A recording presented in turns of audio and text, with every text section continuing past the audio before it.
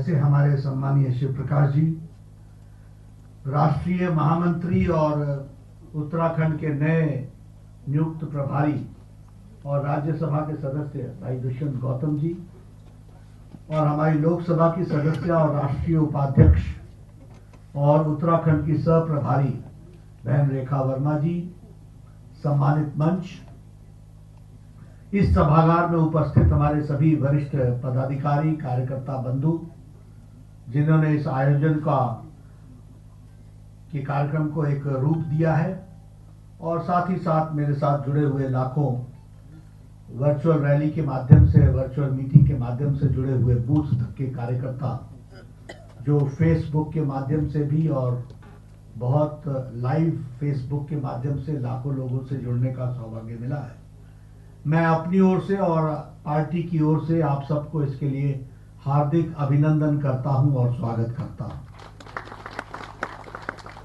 मुझे 4 दिन तक उत्तराखंड के संगठन के प्रवास का मुझे सौभाग्य मिला, और इस बीच में मैं शीर्षस्थ नेतृत्व से लेकर के बूथ तक के कार्यकर्ताओं से जुड़ने का प्रयास कर रहा हूं और उनसे बातचीत भी करने का प्रयास कर रहा हूं, और उनकी जानकारियां हासिल करके संगठन कैसे मजबूत हो सकता है, इसकी हम चिंता कर रहे हैं। सबसे पहले जब मैं यहां आया हूं तो यह देवभूमि है। यहां आना अपने आप में बहुत सौभाग्य की बात होती है, और देवभूमि पर बिना ईश्वर के आशीर्वाद के पहुंचा नहीं जा सकता। आशीर्वाद लिए बगैर यहां पहुंचा नहीं जा सकता। और मैंने यह तय किया था कि मैं अपनी भारत भ्रमण की 120 दिन की यात्रा का प्रारंभ करूंगा तो देवभूमि उत्तराखंड से करूंगा, और वह भी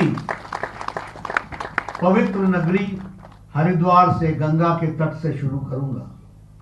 और मुझे ईश्वर का आशीर्वाद मिला।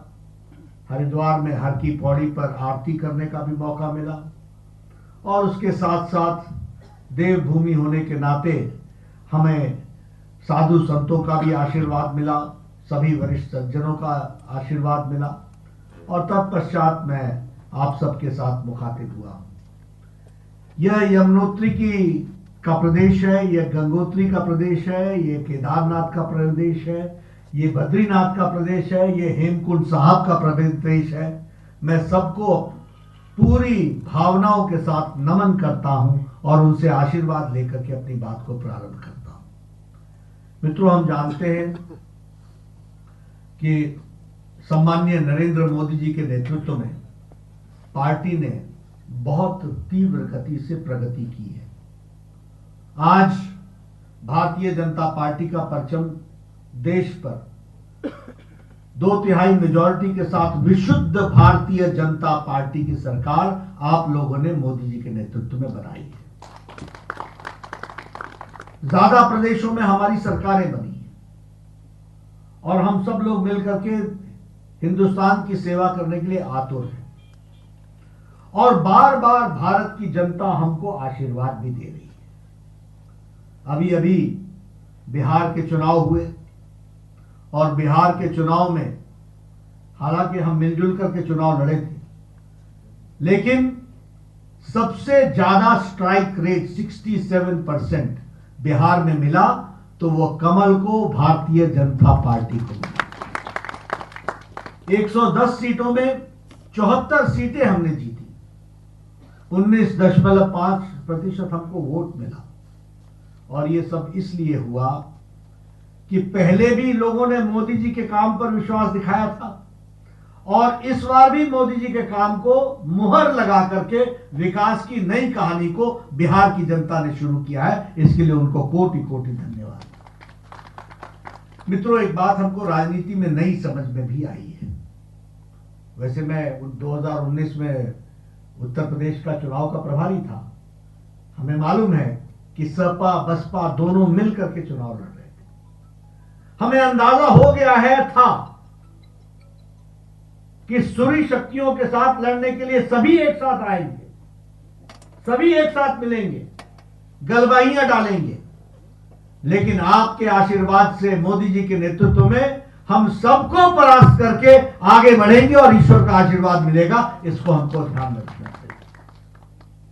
बिहार में क्या हुआ? एक तरफ पुराना गुंडा राज, एक तरफ जंगल राज, उसके साथ साथ मार्क्सिस्ट लेनिनिस्ट पार्टी का संबंध, जिसको हम कह सकते हैं कि एक बहुत ही लीथल कॉम्बिनेशन बना। एक तो अराजकता और ऊपर से विध्वंसकारी लोग और ऊपर से राष्ट्र के प्रति अब समर्पण न रखने वाले कांग्रेस पार्टी के लोग, ये तीनों का मिलन हुआ।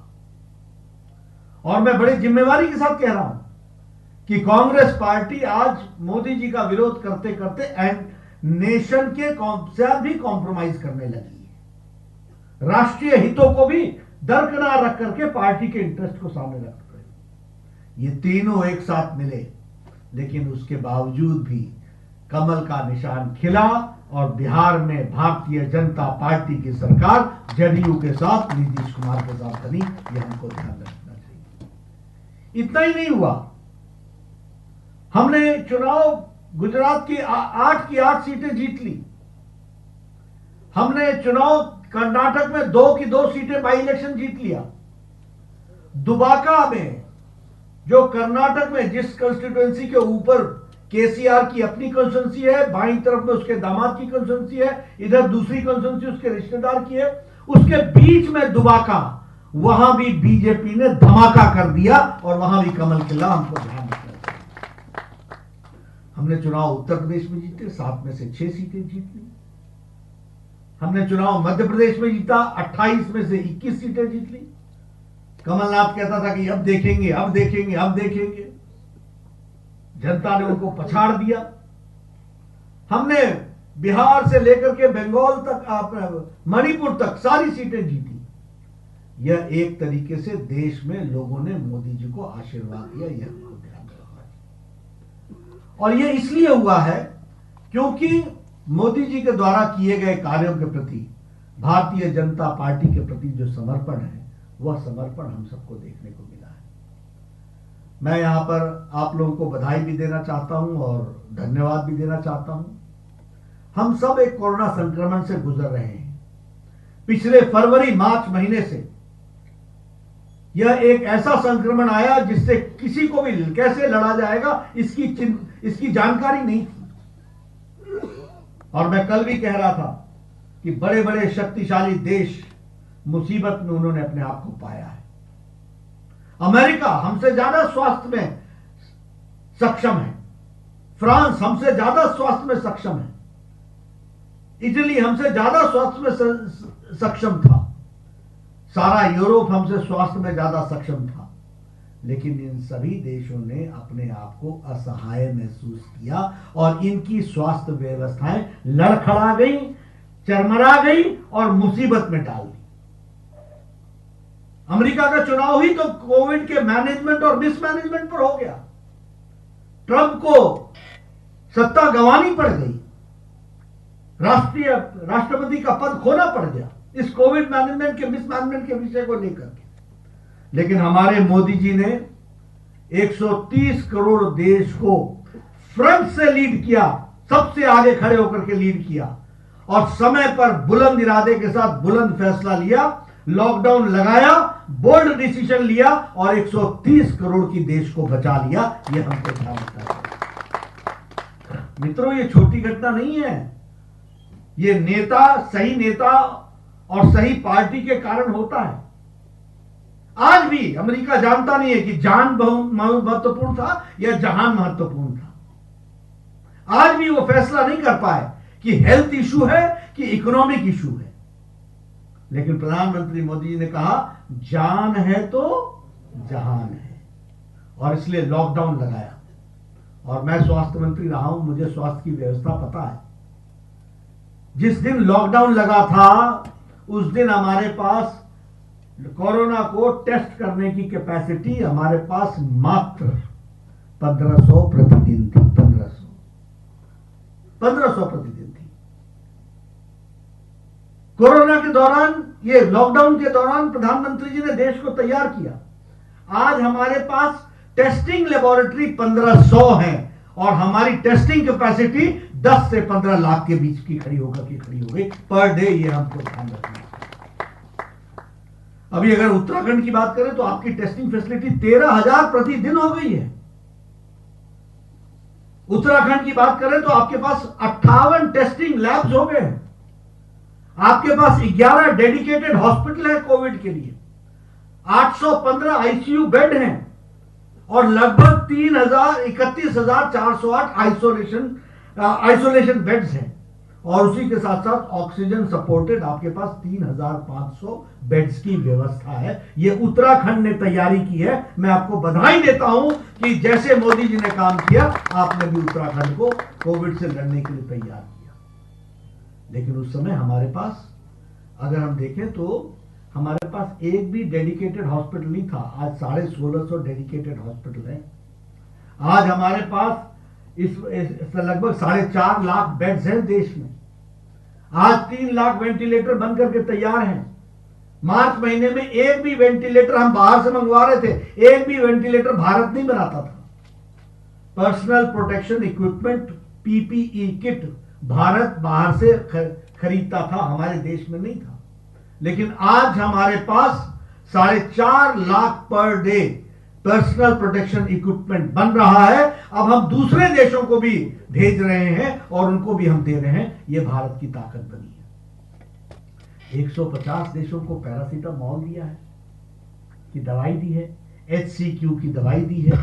ये आपके सामने मैं सारी बातें इसलिए कह रहा हूं कि किस तरीके से भारत के जनता को तैयार करके मोदी जी ने कोविड मैनेजमेंट की लड़ाई लड़ी। लेकिन अब जब शाबाशी की बात आती है तो लोग सब चीजों का ध्यान रखते हैं। मोदी जी ने सिर्फ कोविड मैनेजमेंट की हेल्थ का इश्यू एड्रेस नहीं किया, उन्होंने प्रधानमंत्री गरीब कल्याण पैकेज भी दिया। और प्रधानमंत्री गरीब कल्याण पैकेज में जिस तरीके का काम हुआ वह भी हम सबको मालूम है कि 1,25,000 करोड़ रुपए, 1,75,000 करोड़ रुपए खर्च हुए और इसमें 80 करोड़ रुपए हमने दिए 80 करोड़ की जनता के लिए 5 किलो चावल, 5 किलो गेहूं, 1 किलो दाल की व्यवस्था की मार्च महीने से लेकर के दिवाली तक, ताकि उनका चूल्हा जल सके।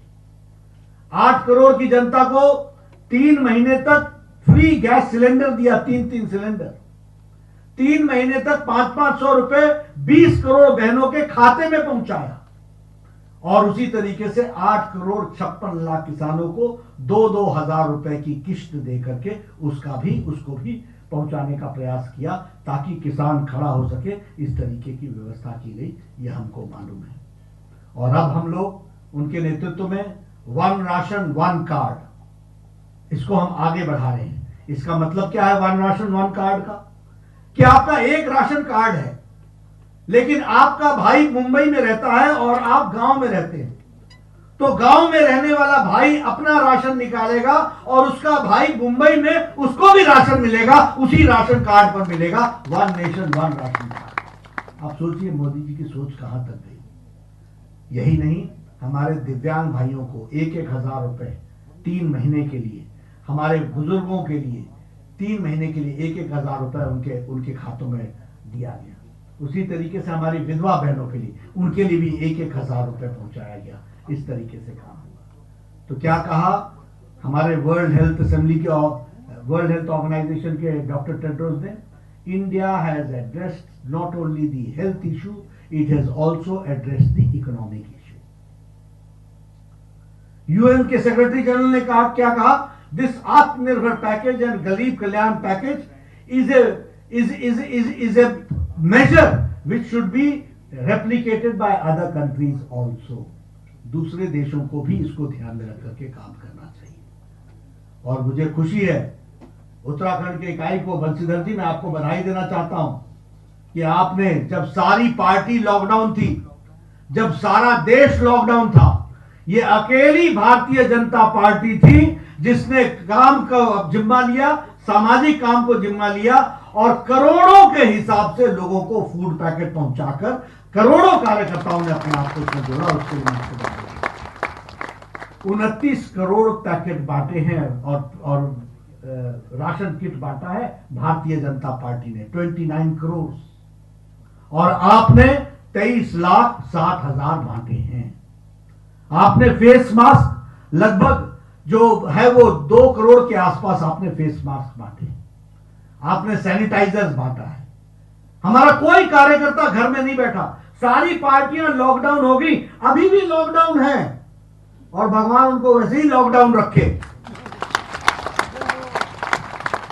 काम किया तो भारतीय जनता पार्टी ने किया। अभी भी सिवाय स्टेटमेंट देने के कोई पॉलिटिकल पार्टी काम नहीं करती है। चुनाव में लुभावने नारे देकर के फिर चले जाते हैं, लेकिन कोई सीरियस तरीके से काम करने का काम उठाया तो भारतीय जनता पार्टी ने किया। सैकड़ों स्थानों पर ब्लड डोनेशन का काम किया। उसी तरीके से संपर्क अभियान, आपने वर्चुअल रैलीज की, राजनाथ सिंह जी उसमें हाजिर हुए, आपने स्मृति ईरानी जी उसमें आई, उसके साथ साथ आपने 8 लाख कार्यकर्ताओं को जोड़ा, 70 वीडियो कॉन्फ्रेंसेस आपने किए, 10,000 पार्टिसिपेंट्स ने उसमें काम किया। मैं आपको भारतीय जनता पार्टी की उत्तराखंड इकाई को इसके लिए बहुत बहुत बधाई देता हूं और शाबाशी भी देता हूं। मित्रों, प्रधानमंत्री जी ने आत्मनिर्भर पैकेज की बात कही है। यहां मैं आपके माध्यम से लाखों कार्यकर्ताओं से अपील करना चाहता हूं कि आपदा को अवसर में बदलने का काम प्रधानमंत्री मोदी जी ने लिया है।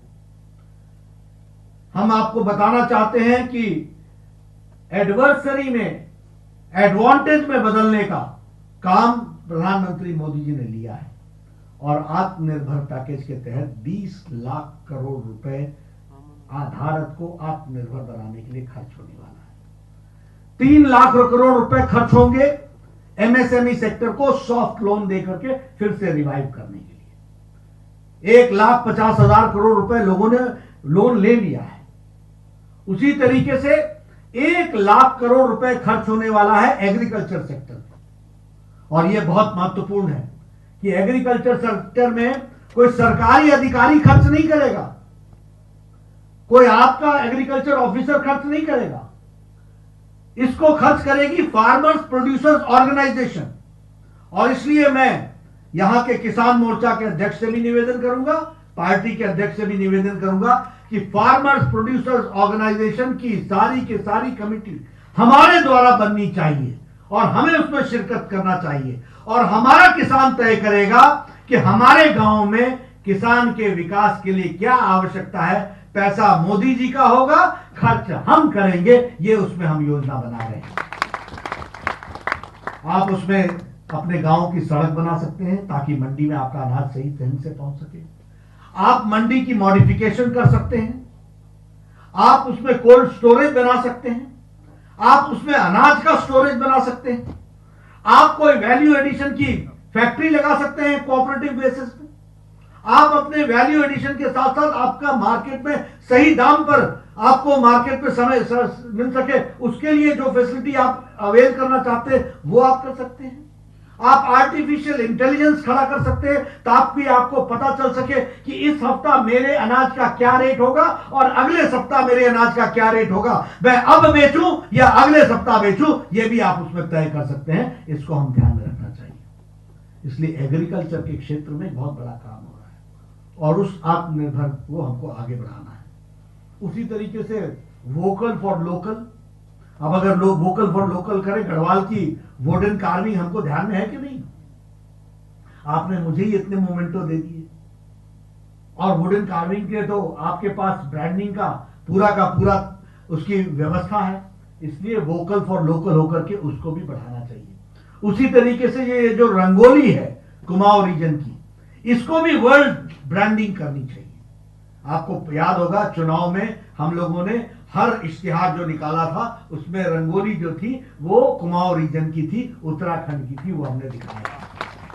हम अपनी चीज को, ये रंगोली कोई छोटी चीज नहीं है, दुनिया इसको देखना चाहती है। हमको इसकी ब्रांडिंग करनी पड़ेगी, हमको इसको ठीक ढंग से रखना पड़ेगा, इसकी हमको चिंता करनी पड़ेगी। इसलिए मैं आपसे निवेदन करने आया हूं कि आप सब लोग इन बातों के बारे में देखो। मैं आपसे इस तरीके से चर्चा करता हूं, राजनीति में हु सेट्स द एजेंडा। आपके ऊपर कोई आरोप लगता है, आप सारा दिन मैंने ऐसा तो नहीं किया था, मैंने ऐसा तो नहीं किया था, मैंने ऐसा तो नहीं किया था। कहने वाला बेईमान है, कहने वाले की नीयत साफ नहीं है, लेकिन उसने आपका समय जाहिर कर दिया। और राजनीति में वो होता है जो एजेंडा से सेट नहीं होता है, वो होना चाहिए जो एजेंडा सेट करता है। इसको हमको चिंता करनी है। आपके पास मोदी जी जैसा नेता हो और हम लोग हर एक तरीके से उनके नेतृत्व में देश परिवर्तन ले रहा हो और हम चर्चा करने लगे। चर्चा करने के लिए हमारे पास बहुत कुछ है, हम एजेंडा सेट कर सकते हैं। यही जनधन योजना था ना, जब लाल किले के प्राचीर से मोदी जी ने कहा कि खाता खोलो, तो बोलने लगे भारत का प्रधानमंत्री लाल किले से प्राचीर से खाते खुलवा रहा है।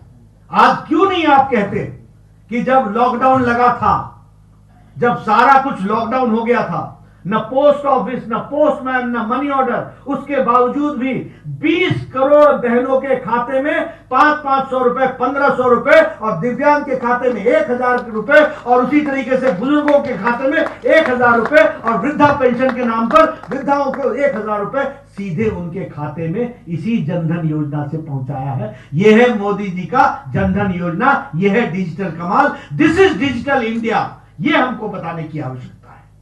क्या मैं गलत बोल रहा हूं? मैं गलत बोल रहा हूं क्या? तो इसको हमको बताना चाहिए। यह छोटी घटना नहीं है। यही प्रधानमंत्री था ना, आज से 20 साल 25 साल पहले बोलता था मैं 1 रुपया भेजता हूं, 85 पैसे रास्ते में खर्च हो जाते हैं। और यही प्रधानमंत्री नरेंद्र मोदी है जो 8 करोड़ 56 लाख किसान के खाते में सीधे 2000 रुपए पहुंचा करके 1 लाख करोड़ रुपए पहुंचा देता है। यह ताकत पैदा हुई है, इसको हमको समझना चाहिए। इसलिए एजेंडा सेट करो तो ये सेट करो, एजेंडा सेट करो तो बताओ हमको। उसी तरीके से उज्ज्वला योजना, ये छोटी घटना नहीं है। मैं बार बार बोलता हूं, मैंने कल भी बोला, मैं आज भी बोलूंगा, क्योंकि उज्ज्वला योजना की जब आप बात करोगे, ये 8 करोड़ गैस का कनेक्शन, आपके यहां 3,65,000 कनेक्शन दिए गए हैं। अब मेरे को बार बार गांव की तस्वीर याद आ जाती है। सुबह सुबह, अब सुनाऊं कि छोड़ दूं? सुबह सुबह हमको आवाज सुनाई देती थी गांव में, 4 बजे सुबह, ठक खट ठक। कोई न कोई बहन किसी न किसी पेड़ पर चढ़ करके पेड़ काट रही होती थी ताकि चूल्हा जल सके। उस लकड़ी को ले करके घर आती थी, चूल्हा जलाती थी, और तब वहां सुबह की चाय बनती थी या दूध गर्म होता था। यह स्थिति थी कि नहीं थी? और अगर आप सब गांव के हैं तो आपके ध्यान में होगा कि आज से 25-30 साल पहले हर गांव में आपको कोई ना कोई महिला मिल जाएगी जो पेड़ से गिरी थी और जिसने अपनी स्पाइनल कॉर्ड तोड़वा करके लाचार हालत में पड़ी हुई आपको मिलती होगी। मैं गलत तो नहीं बोल रहा हूं? जिसने गांव घूमा होगा, और पहाड़ के गांव अगर घूमे होंगे तो आपके यहां कोई ना कोई ऐसी बहन जरूर होगी जिसका स्पाइनल कॉर्ड टूटा था, क्योंकि वो पेड़ से गिरी थी। और पेड़ पर चढ़ने के लिए लाचार क्यों हुई थी? इसलिए कि लकड़ी काटनी थी। आज गांव में गैस का कनेक्शन 5 मिनट में जलाओ, और 200 धुएं का जो हम लेते थे फेफड़े को धुआं, 200 सिगरेट का धुआं, उससे भी उन्होंने बचाने का काम किया। ये एजेंडा सेट हो सकता है कि नहीं हो सकता? हो सकता है। ये लोगों को बताना चाहिए कि नहीं बताना चाहिए? और हमारे कांग्रेस के लोग क्या बोलेंगे? हाँ, ये तो होना ही था, होना ही था। तो 70 साल क्या कर रहे थे वही? 70 साल क्या कर रहे थे बताओ आपको? साल में आपको 6 दूंगा सब्सिडी का, और बाकी होगा मार्केट प्राइस। नहीं, आपको 9 दूंगा। यही किया कि नहीं किया? और मोदी जी ने 8 करोड़ की जनता को फ्री गैस का चूल्हा और सिलेंडर देने का काम किया। यह परिवर्तन लाया, इसको हमको समझना चाहिए। उजाला योजना की बात उठा लीजिए, एलईडी बल्ब्स, 37 करोड़ बल्ब्स बांटे गए, लगभग 18,000 करोड़ रुपए की बिजली बची। और उत्तराखंड की अगर मैं बात कर लूं तो उसी तरीके से लगभग 56,000 एलईडी बल्ब्स आपने बांटे हैं, और लगभग 293 करोड़ रुपए का आपने बिजली की बचत की है उत्तराखंड में। इसको भी हमको समझना चाहिए, यानी पावर की बचत की है। स्वच्छ भारत में आप सब लोग 100% ओडीएफ हो गए हैं, ओपन डेफिकेशन फ्री हो गए हैं। अब कोई भी बहन बाहर नहीं जाती है, और लगभग आपने 5,22,000 टॉयलेट्स बनाए हैं। सारे देश में लगभग 22,000 टॉयलेट्स बने, लगभग 11 करोड़ टॉयलेट्स बने, और उस 11 करोड़ में 5,22,000 आपने बनाए हैं। ये क्या छोटी घटना है?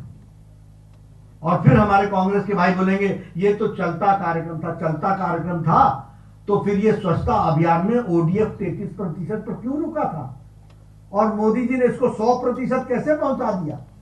100% ओडीएफ हो गया है, ओपन डेफेकेशन फ्री हो गया है। ये मोदी जी का कमाल है। इसको हमको एजेंडा बनाना चाहिए, इसको हमको बताना चाहिए। सौभाग्य योजना, घर घर में बिजली। पहले बिजली का मतलब इंजीनियर की मिन्नतें करो, मैं बार बार बोल चुका हूं। तार लाओ, खंबा ले जाओ, पहुंचेंगे तब करेंगे। आज आपको हमारे अगर यहीं की बात करें तो आपके सारे विलेजेस इलेक्ट्रिफाइड हो गए हैं और देश में 2,63,00,000 हाउस होल्ड्स को इलेक्ट्रीफाई किया गया है सौभाग्य योजना में। और उत्तराखंड में 2,48,000 नए बिजली के कनेक्शन इंडिविजुअल हाउस होल्ड को दिया गया है। आयुष्मान भारत और उसमें अटल आयुष्मान भारत आपके त्रिवेंद्र रावत जी ने, मुख्यमंत्री जी ने जोड़ दिया। आप समझिए इसका अर्थ क्या बनता है। यानी आज कोई भी व्यक्ति अगर बीमार पड़ता है तो सालाना 5 लाख रुपए का हेल्थ कवर मिलेगा। ये छोटी घटना है क्या? आप बताइए, आपके घर में किसी को या किसी पड़ोस में कैंसर होता था तो जमीन बिकती थी कि नहीं बिकती थी? घर बिकता था कि नहीं बिकता था? आपके अड़ोस पड़ोस में ऐसे लोग थे ना, गरीब, जिनको अगर मान लीजिए बाईपास कराना है तो बाईपास नहीं करा पाते थे। वो भगवान को प्यारे हो जाते थे लेकिन हार्ट का इलाज नहीं करा पाते थे। आज आयुष्मान भारत और अटल आयुष्मान भारत में देश के 55 करोड़ लोग और उत्तराखंड के सारे 1,10,00,000 लोगों को 5 लाख रुपए का हेल्थ कवर दिया गया है। ये हमको ध्यान में रखना चाहिए। और हेल्थ इंश्योरेंस को छोटी घटना है? अरे सारा अमेरिका का चुनाव हेल्थ इंश्योरेंस पर हो गया और हमारे यहां 5 लाख रुपए। आयुष्मान भारत का मतलब मालूम है? सारी अमेरिका की जनसंख्या, सारी मेक्सिको की जनसंख्या, सारी कनाडा की जनसंख्या, ये तीनों की जनसंख्या मिला ले तो हमारा आयुष्मान भारत बनता है। ये मोदी जी का आयुष्मान भारत है, उसको हमको समझना चाहिए। तो इसलिए अगर एजेंडा सेट करना है तो आयुष्मान भारत का करो। लगभग 1.5 करोड़ लोगों ने फायदा उठा लिया है और लगभग 15,000 करोड़ रुपए इसके लिए खर्च, 15,500 करोड़ रुपए खर्च हुए हैं और 1,42,00,000 लोगों ने इसका फायदा उठाया है। और आपके यहां पर कुल मिलाकर के इसमें लगभग 2,12,000 लोगों ने इसका फायदा उठाया है और लगभग 203 करोड़ रुपए का इलाज हुआ है उत्तराखंड में। ये छोटी घटना है क्या? इसलिए मित्रों, मैं आपसे ये निवेदन करना चाहता हूं कि ये स्कीम्स हैं जिनको गरीब आदमी आशीर्वाद दे रहा है, बारंबार आशीर्वाद दे रहा है, मोदी जी के कारण आशीर्वाद दे रहा है। हमको ये बात जनता तक बारंबार पहुंचाने की जरूरत है। आप बताइए, 4 धाम के लिए ऑल वेदर रोड बनाया है कि नहीं बनाया उत्तराखंड में? 12,000 करोड़ रुपए खर्च हो रहे हैं कि नहीं हो रहे? कभी सोचा था कि कांग्रेस के जमाने में होगा? कभी सोचा था कि कोई कांग्रेस का चीफ मिनिस्टर हिम्मत भी करेगा? नहीं। ऑल वेदर रोड, उसी तरीके से वो हमारा रेलवे लाइन कर्णप्रयाग वाला रेलवे लाइन का काम चला है। बड़ी बड़ी स्कीमों की चर्चा कर रहा हूं, छोटी नहीं कर रहा हूं मैं। आपके यहां सेंट्रल इंस्टीट्यूशंस, उनको सपोर्ट करना, एसटीपी सेप्टिक ट्रीटमेंट प्लांट, इसके लिए लगभग 521 करोड़ रुपए उत्तराखंड में खर्च हो रहे हैं। 230 करोड़ रुपए जगजीत नगर हरिद्वार में खर्च हो रहा है, 20 करोड़ रुपए जगजीतपुर में खर्च हो रहा है, 13 करोड़ रुपए सराय हरिद्वार में खर्च हो रहा है, गंगा म्यूजियम और चांदी घाट में खर्च हो रहा है, 158 करोड़ रुपए लक्कड़ घाट ऋषिकेश में खर्च हो रहा है, 41 करोड़ रुपए चंदेश्वर नगर में खर्च हो रहा है, 29 करोड़ रुपए चोर पानी मुन्नी की रेती में खर्च हो रहा है, 19 करोड़ रुपए बद्रीनाथ में खर्च हो रहा है। किसने सोचा था ये? कभी हम कहते थे, वो पिक्चर आई थी राम तेरी गंगा मैली, आज क्या है? नमामि गंगे। क्या नेता के आने से क्या फर्क पड़ता है? नीतियों का क्या फर्क पड़ता है? आज कोई कहेगा कि तेरी गंगा मैली? दिन रात काम चल रहा है। नमामि गंगे के तहत गंगा को साफ करने का काम पूरी तीव्र गति से चल रहा है। और ये मैंने आपके सामने गिना दिए। ये एसटीपी के प्रोजेक्ट कोई भी 40 करोड़, 18 करोड़, 20 करोड़ से नीचे का नहीं। इसके लग जाने के बाद आप सोचिए कि गंगा की स्थिति क्या होगी। आप सोचिए कि पवित्र नगरी की पवित्रता कितनी बढ़ेगी। क्या ये बात हमको जनता तक पहुंचानी है कि नहीं पहुंचानी है? और जनता को बारंबार याद दिलाना है कि नहीं दिलाना है? इसलिए मित्रों, एजेंडा से सेट नहीं होना है, एजेंडा सेट करना है। इसके लिए हमको काम करना चाहिए। उसी तरीके से आपके यहां लगभग 4-5 महीनों में 50,000 वाटर कनेक्शन आ गए। वाटर कनेक्शन का मतलब पहाड़ में मालूम है, बहनों के कंधे से घैला उतरवाना। झूठ तो नहीं बोल रहा हूं। 1-1 किलोमीटर, 1.5 किलोमीटर हमारी बहनें पानी लाने के लिए जाती हैं कि नहीं जाती थी? अगर उनके घर में वाटर कनेक्शन आता है और शुद्ध जल आता है तो परिवर्तन है कि नहीं है? और 50,000 की संख्या अगर 5 महीने में होती है तो 2022 तक कितनी हो जाएगी, आपके समझ में आता है ना? ये लोगों को जोड़ने की बात है जिसको हमको समझना चाहिए और आगे बढ़ाना चाहिए। उसी तरीके से आपके यहां हाई लेवल इंस्टीट्यूशंस बनी है। ड्रोन एप्लीकेशन सेंटर आप ले गए, central institute for plastic engineering and technology Doiwala Dehradun में खड़ा हो रहा है। उसी तरीके से कोस्ट गार्ड रिक्रूटमेंट सेंटर यहां खड़ा हो रहा है। नेशनल लॉ यूनिवर्सिटी आपको मिली है। अब मैं तो ये कहूंगा कि पहले भी देहरादून और अब भी देहरादून, आपको हर एक तरीके से इंस्टीट्यूट के तरीके से आपको लाभ मिल रहा है। तो मुझे आप सबसे निवेदन है कि इन सारी बातों को रखने की जरूरत है और आगे बताने की जरूरत है। आर्मी की बात उठाइए, चाहे हिमाचल हो चाहे उत्तराखंड हो, आप बताइए हमारी जो इकोनॉमी थी वो फौज की इकोनॉमी थी कि नहीं थी? मनी ऑर्डर इकोनॉमी थी कि नहीं थी? हर घर से फौजी है कि नहीं है? ये 1 रैंक 1 पेंशन किसने किया? एक भी पेंडिंग नहीं है, एक भी केस पेंडिंग नहीं है। 11,000 करोड़ रुपए मोदी जी ने दिए हैं और सारे पेंडिंग केसेस को कवर किया है 1 रैंक 1 पेंशन। कब से चला था यह मुद्दा? 1972 से। फैसला कब हुआ? 2015 में। और आज 11,000 करोड़ रुपए 1 रैंक सारे एरियर्स क्लियर कर दिए गए हैं। और उत्तराखंड के 1 लाख आर्मी पर्सनल्स हैं जिनको इसका लाभ मिला है। 1 लाख आर्मी पर्सनल है उत्तराखंड का जिसको इसको लाभ मिला है। उसी तरीके से आज बुलेट प्रूफ जैकेट के वगैरह अब 700 माइल्स की स्पीड से आने वाले बुलेट को भी रोक लेने की ताकत ये भारत बुलेट प्रूफ बनाने लगा है। और अब में बुलेट एक्सपोर्ट करने लगे हैं। बुलेट प्रूफ जैकेट ये हमारी ताकत बनी। आप बताइए पिछले 6 सालों में 36 रफेल आए कि नहीं आए? और यही रफेल खरीद में कमीशन की बात करते थे कि नहीं करते थे कांग्रेस के लोग? कहां चले गए? आज 36 रफेल आ गए। 28 अपेचे हेलीकॉप्टर्स आए कि नहीं आए? उसी तरीके से 15 चिनूक चॉपर्स आए कि नहीं आए? ये सब 4-5 साल के अंदर का अंतर है। Surface to air missiles Israel से आया कि नहीं आया? उसी तरीके से 145 अल्ट्रा लाइट हॉइवाइजर्स आए कि नहीं आए? आज मिलिट्री को लैस किया गया है। और आपको मालूम है यह बॉर्डर पर हंगामा क्यों है, मुसीबत क्यों है, क्यों दिक्कत क्यों है? क्योंकि मोदी जी ने पिछले 5 साल में 4,500 किलोमीटर की 4 लेन रोड अरुणाचल प्रदेश से लेकर के लद्दाख तक बना दी है। इस बात को आपको समझना चाहिए।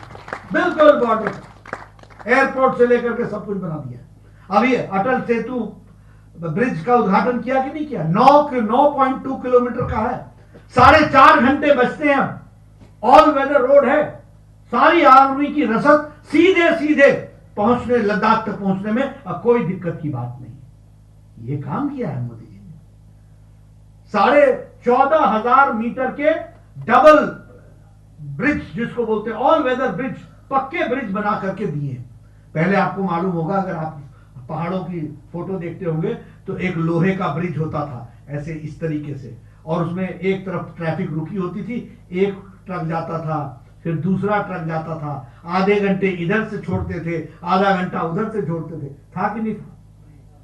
आज आपने देखा होगा 4 लेन ब्रिज, 14,500 मीटर, इतनी ब्रिजेस बन चुके हैं, टनल्स बन चुकी हैं। दनादन हमारे फौजें वहां पहुंच सकती हैं। और कहां? अरुणाचल प्रदेश से लेकर के वो लद्दाख तक की व्यवस्था की है। इसलिए भारत ने तैयारी की है। इसलिए तकलीफ तो हो सकती है, लेकिन भारत तैयार है। और मोदी जी के नेतृत्व में आपको मालूम है कि हर तरीके से तैयारी करने की का विषय मोदी जी के साथ जुड़ा हुआ है। बताइए एयर स्ट्राइक हुआ था कि नहीं हुआ था? आप बताइए वो सर्जिकल स्ट्राइक हुई थी कि नहीं हुई थी? तो हम सर्जरी भी जानते हैं और एयर भी जानते हैं, हर तरीके से।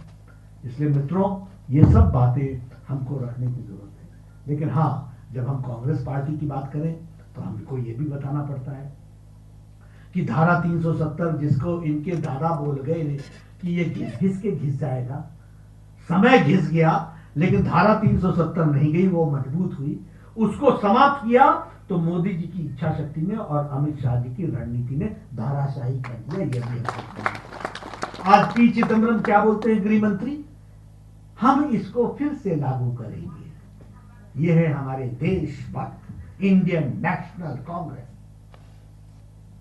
ये राहुल गांधी बोलते हैं ये बिना जम्मू कश्मीर की चर्चा से हुआ है। ये है हमारे इंडियन नेशनल कांग्रेस। और इमरान खान इनकी दलील को लेकर के यूएन के सिक्योरिटी काउंसिल में जाता है। ये है हमारे राष्ट्रभक्त नेता। ये मोदी जी का विरोध करते करते पार्टी को कहां पहुंचा दिया भैया। भगवान इनको सुबुद्धि दे। ये हमारे शशि थरूर लाहौर में जाकर के भारत का मुखाल बनाते हैं और पाकिस्तान की तारीफ करते हैं। ये पाकिस्तान के ब्लू आइड बॉयज बनते हैं, मीडिया के कवरेज बनते हैं, और है क्या, इंडियन नेशनल कांग्रेस, वार नेशनल कांग्रेस। भगवान भला करे। मित्रों, ये गुपकर गैंग, गुपकर अलायंस, क्या है ये गुपकर अलायंस? इस पर रोशनी डालनी चाहिए। क्या है ये रोशनी? मुख्यमंत्री अपनी जमीन घर स्वारस्य की ले गए, अपने परिवारों के लिए ले गए, कोई पूछने वाला नहीं। आपको मालूम है धारा 370 जब तक नहीं लगी हटी थी तो एंटी करप्शन एक्ट अपने जम्मू कश्मीर में लागू नहीं था, मालूम है आपको? आपको मालूम है कि दलितों को वहां पर रिजर्वेशन नहीं थी? आपको मालूम है वहां पर ट्राइबल्स को पॉलिटिकल रिजर्वेशन नहीं थी? आपको मालूम है कि जो पाकिस्तान से आए हुए लोग थे जो भारत में बसे थे उनको वोट देने का अधिकार नहीं था? आपको मालूम है कि महिलाएं वहां की अगर वो जम्मू कश्मीर के स्टेट के बाहर किसी से शादी करने लेंगी तो उनको संपत्ति में वो वंचित हो जाएंगी? आपको मालूम है कि वहां पर अभी तक पंचायत को सीधा पैसा मोदी जी का नहीं जाता था? आज उनको आजादी मिली है और एंटी करप्शन एक्ट वहां लागू हुआ है। अब रोशनी पर, भ्रष्टाचार पर रोशनी पड़ने लगी है। और एक एक जम्मू कश्मीर बैंक पर, इसलिए ये गैंग तो बनाएंगे ही बनाएंगे। अरे भाई, अब तो एंटी करप्शन एक्ट आ गया, अब तो इन पर सारे इन्फोर्समेंट जो हैं वो लागू होंगे, तो ये तो गुपकर करेंगे, गुपकर का रेजोल्यूशन तो प्रस्ताव करेंगे। लेकिन हम बताना चाहते हैं मोदी जी के नेतृत्व में एक भी गुनाहगार बचेगा नहीं, कानून अपना काम करेगा। इस बात को हमको ध्यान रखना है। हाँ, हम राजनीतिक विद्वेष से काम नहीं करते, लेकिन कानून के साथ कोई खिलवाड़ कर जाए ये भी हम बर्दाश्त नहीं करते। इसलिए मित्रों, हमको ये ध्यान में रखना चाहिए कि देश मोदी जी के नेतृत्व में आगे बढ़ रहा है। उत्तराखंड हमारे त्रिवेंद्र रावत जी और हमारी पार्टी के सब लोगों के सहयोग से आगे बढ़ रहा है। बहुत अच्छा मौका मिला है। हर तरीके से विकास की एक नई बवार, एक नया बहार, एक नई गंगा बह रही है। उसमें हम सब लोग भी अपने आप को योगदान करें। और मैं बूथ के कमेटी के लोगों से बात करूंगा तो मैं कहूंगा मंडल का अध्यक्ष और मंडल की टीम हर महीने कम से कम एक शक्ति केंद्र का प्रवास जरूर करे और इन सारी बातों को आगे रखे। और हमारे शक्ति केंद्र प्रमुख और उनकी टीम कम से कम हर बूथ का प्रवास जरूर करे एक महीने में और इन बातों को जरूर रखे। और मैं प्रदेश की टीम और आईटी सेल को निवेदन करूंगा, हमारे यहाँ पर ब्राक्टा जी बैठे हैं, ब्राक्टा जी से निवेदन करूंगा कि यहाँ की आईटी सेल को मजबूती प्रदान करें। हर 15 दिन पर एक नया कंटेंट तैयार होना चाहिए। एक कंटेंट तैयार होना चाहिए, पिछले 15 दिन में मोदी जी ने क्या कहा, उसमें से क्लिपिंग्स निकाल करके रखनी चाहिए। अगर अमित शाह जी ने कुछ कहा है तो उसको भी डालना चाहिए, राजनाथ जी ने कहा है उसको भी डालना चाहिए, जो त्रिवेंद्र रावत जी ने कहा है उसको भी डालना चाहिए, जो बंशीधर भगत जी ने कहा है उसको भी डालना चाहिए। और अपने गांव में हमारे एमएलए ने क्या कहा इसकी भी क्लिपिंग बनानी चाहिए। उन्होंने विकास के क्या कार्य किए इसको भी बनाना चाहिए। और इस व्हाट्सएप ग्रुप को एक्टिव करके इस कंटेंट से एक एक बूथ पर कम से कम 200 कार्यकर्ताओं को व्हाट्सएप ग्रुप बनाना करके उसमें जोड़ना चाहिए। हम ये कर सकते हैं क्या?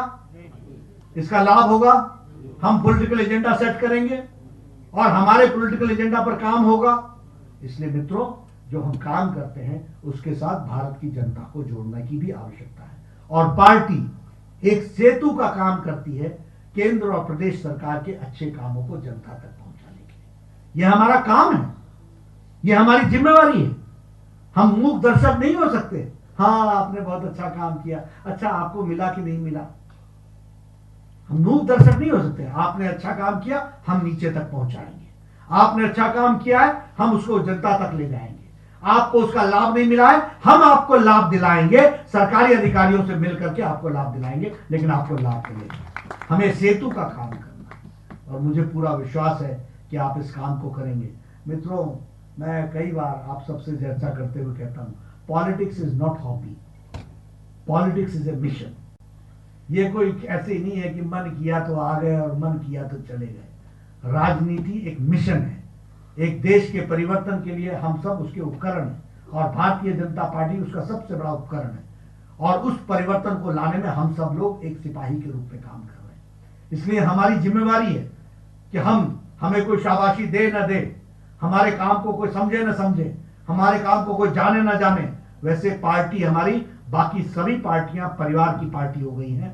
ये हमारी पार्टी है जो परिवार बन गया है, इसको हमको समझना चाहिए। इसलिए हम सबकी चिंता करते हैं, लेकिन उसके बावजूद भी अगर कहीं अनदेखी भी हो जाए तब भी हमको चिंता नहीं करनी है। हम सब लोगों ने आगे बढ़ना है और पार्टी सबकी चिंता करती है, सब मिलकर के इसको आगे बढ़ाएंगे। आज आपके माध्यम से मैं लाखों कार्यकर्ताओं से जुड़ने का मुझे सौभाग्य मिला है। मैं आईटी सेल को बधाई देना चाहता हूं जिन्होंने ये व्यवस्था की है, और इसमें भी मैं बता दूं कि आपदा में अफसर को बदलने का काम भारतीय जनता पार्टी ने किया है। कोरोना से पहले हमारी राष्ट्रीय पदाधिकारी बैठक 3 महीने में होती थी संविधान के अनुसार, हमारी राष्ट्रीय कार्यकारिणी 6 महीने में होती थी। लेकिन जब से ये कोरोना लगा और ये वर्चुअल मीटिंग और वर्चुअल रैली शुरू हुई, हर तीसरे दिन राष्ट्रीय पदाधिकारी बैठने लगे, और अब हमारे गांव का भी कार्यकर्ता बोलता है लिंक भेजो मैं भी जुड़ूंगा। यानी कितना डिजिटल हो गया हमारा कार्यकर्ता। आज मैं उत्तराखंड में देहरादून में हूं, लेकिन यहां से मेरे को सुनने वाले लाखों लोग हैं। बूथ का एक एक कार्यकर्ता सुन रहा है और वो अभ्यस्त हो चुका है। वो ऐसा नहीं कहता दिख नहीं रहे हैं, वो ऐसा नहीं कहता सुन नहीं पा रहे हैं, वो सारी चीजों से अभ्यस्त हो चुका है। लिंक मांगता है, देखता है, और मुझे बड़ी खुशी होती है। मैं कई बार वेबिनार पे देखता हूं या वीडियो कॉन्फ्रेंसिंग पर देखता हूं, तो अगर मान लीजिए मुझे 20 चेहरे दिख रहे हैं तो 20 में से 5 गाड़ी में दिख रहे होते हैं, थोड़ा हिल भी रहा होता है, सुन भी रहे होते हैं। ये मतलब आप सोचिए कि it is not only digital, it is mobile digital. ये भी हमको समझना चाहिए कि हम कहां पहुंचे। यानी वो सफर भी कर रहा है और हमसे भी जुड़ा हुआ है, और जब उसके बोलने की बारी आती है तो बोलता है जरा रोकना तो, साइड में लगा दो, अपना वक्तव्य देता है, बोलता है चलो। क्या क्या अंतर आया है, और कैसे हमारे साधारण कार्यकर्ताओं ने इन बातों को समझा है, इसको हमको देखना चाहिए। इसलिए आज डिजिटल माध्यम से, यही पिछले साल आया होता तो आप एक बहुत बड़ा सम्मेलन करते, उसमें कुछ लोग आते, कुछ नहीं आते, कुछ की गाड़ी खराब होती, कोई कुछ होता। आज अपने घरों में बैठ करके हमारे से बातचीत भी कर रहे हैं, हमारे को सुन भी रहे हैं। ये डिजिटल दुनिया का आपने आपदा का अवसर में बदला है, इसके लिए आपको बहुत बहुत बधाई। और हमारा एक एक कार्यकर्ता पहाड़ का इसको समझ पाया है, इसके लिए उनको साधुवाद। हम सब लोग आगे मिलकर के पार्टी को आगे बढ़ाएंगे। इन्हीं शब्दों के साथ बहुत बहुत धन्यवाद। जय भारत, जय उत्तराखंड।